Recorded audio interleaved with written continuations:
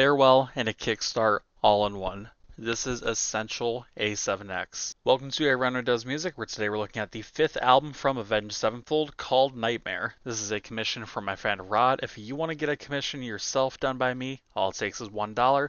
Go ahead and check out the description for my social medias where you can contact me and we can get in touch for that. This is a special album for a few reasons, being the band's first release to hit #1 on the Billboard 200, as well as being the last album with writing done by James the Rev Sullivan, who passed away before the album would release, but not before contributing to all of the tracks on the album itself, including some vocal efforts here and there. It's easy to listen to this album and then the next one, Hail to the King, and get a sense of difference in writing in a very positive manner, and it makes the experience that much more enjoyable.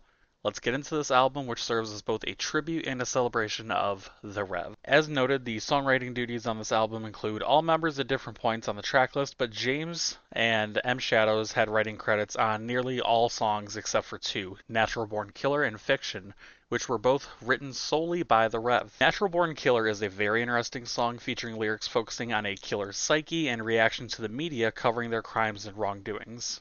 You see a lot of mockery in the lyrics, even in the end, as the killer is seen giving the impression that after watching people try to figure out his reasoning to try and understand him, he stops their investigation by simply killing the investigator instead, ending the mystery by offering only more blatant killing instead of explanation. The progression of the song is one of the more frantic ones on the album, such as God Hates Us later on, and it features a lot of signature intense drumming that you'd be accustomed to from the Rev's playbook, which isn't to say he can't write more mediated tracks though. This was seen on the band's self-titled album with Afterlife, and later here on Nightmare with the tragic song Fiction. The song already holds a solemn quality due to its lyrical content and more atmospheric instrumental track with a focus on piano, but given its, for lack of a better term, like history and lore, as the last song the Rev gave to M. Shadows before his death, not even 3 days after the handoff, gives it a darker aura around it. Given the overall lyrical content, a lot of fans and even Shadows himself has speculated and talked about in interviews him possibly knowing that the end was near, with lines like, "I know you'll find your own way when I'm not with you," really encapsulating that hopelessly sad energy. Keeping in line with song Stick with Sadness, So Far Away is a song that was originally dedicated to guitarist Sinister Gate's grandfather, and later also dedicated to the memory of the drummer, the Rev, as well. A lot of people, fans of the band and otherwise, seem to be on one of two sides of a fence with the lyricism of early A7X, that being this album and backwards. It was either hopelessly edgy and sappy, or well done for its take on emotional storytelling. In my critical opinion, it's the sappiness and blatant approach to lyricism such as here on So Far Away that sets Avenged Sevenfold into its own little place within metal music at this stage in their career. The ability to effortlessly go from blistering songs such as Welcome to the Family and then onto this is a great showcase of their ease with displaying talent on both sides of the fence for the metal genre, deep and rich emotion and straight-on cutting-edge metal. The latter song here is an open discussion and blatant take on the effects of death and dealing with them, something that I myself didn't realize for years until diving into the full story behind the album. The head-on lyricism in lines such as "We all have emptiness inside, we all have answers to find, but you can't win this fight," harken to this very thing. We're all fighting the unbeatable warrior called death, and whether it's natural, self-inflicted, expected, or out of nowhere, there will always be that inescapable emptiness and search for answers. Two songs on the album, both Danger Line and the title track, remain unchanged from initial finalization and release, with the rest of the album being redone or reimagined to shift from a dark, conceptual album to one more about reflection and tribute. Danger Line itself follows a familiar story trajectory, with the point of view being on a soldier and their thoughts that shift from protecting their country, their family, and the impending doom that comes with being on duty. Oddly enough, the lyrics here on the track still connect rather easily to the album's core concept after the Rev's passing, making it a seamless transition and addition to the rest of the songs. The same can be said about the song Nightmare, which has a story thread more focused on what seems to be the deteriorating mental state of an asylum patient, but with the overall disparaging feeling throughout it, it fits the bill on the album well all the same. While the strength of the album here comes from the lyrical and emotional themes, it'd be criminal to not praise the individual work of each member.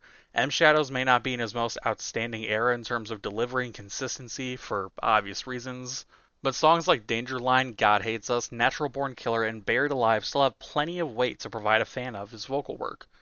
Sinister Gates and Zacky Vengeance managed to bring the hammer down on underrated songs like God Hates Us, with obvious outstanding moments in the more popular songs, but I do feel like it's this less popular song, amid the screams from M Shadows, that they really show off the fruits of their efforts on this album. Johnny Christ plays the perfect complementary member here with steady bass all throughout, lending deeper sounds to the more acoustic leaning sounds in the track list too, excuse me. Finally, we have the drumming, written by the Rev, but done in studio by Dream Theater's Mike Portnoy, which all drips with the essence and spirit of the Rev all the same. You also can't talk about the instrumental work on Nightmare without mentioning the numerous collaborators and their miscellaneous collaborations here on the album, such as Brian Hayner, David Palmer, and Stephen Black. This album is one of the first ones I think of when I'm asked about expanded metal albums that go beyond your typical guitar-heavy outlook, and for a big reason. It feels like a complete package with all of its additions. The difficult thing about reviewing albums in a post-hoppus manner such as this is trying to explain the line between respecting the work of a member or contributor that has since passed and criticizing it within acceptable terms. Thankfully, there's no need to preach criticism here on this album, as Nightmare is a quintessential Avenged Sevenfold album that can hold up in the middle of the band's career, as well as even among more recent releases such as Life is But a Dream. There's a treasure trove of underrated and underappreciated tracks here, such as Victim, Fiction, and others, but it's also thanks to these tracks' strength, as well as the obvious girth in the more popular ones, and the story behind the album, that makes this one of the best modern metal albums of all time. This is for you, Mr. James Sullivan, and I believe that the band has done a wonderful job in creating this tribute for you. For these reasons, Nightmare by Avenged Sevenfold gets a 9.1 out of 10. And that's a review. Let me know what you guys think down in the comments section below. Like I said at the beginning of the video, if you're interested in getting a review done, all it takes is just $1 for a review commission. Bigger projects do take some more discussion, but we can talk about that. Be sure to contact me on my social media, as well as leave a like on this video and comment. I hate fishing for likes and comments, but that is what drives the algorithm.